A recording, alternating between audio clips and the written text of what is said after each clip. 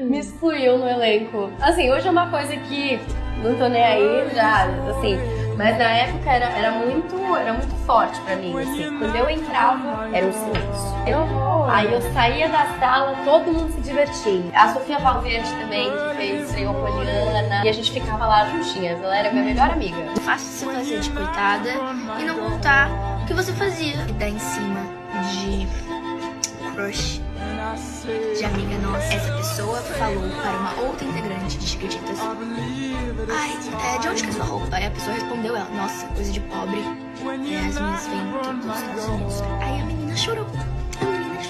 Ah, porque ela chamou de pobre. Ah, porque não sei. Na época eu realmente não tinha condições. Eu fiz terapia na época com a psicóloga do elenco, sim. Eu tô amando que eu que tava lá não sabia de tanto. E eu sei de coisas que ninguém ainda sabe, sabe?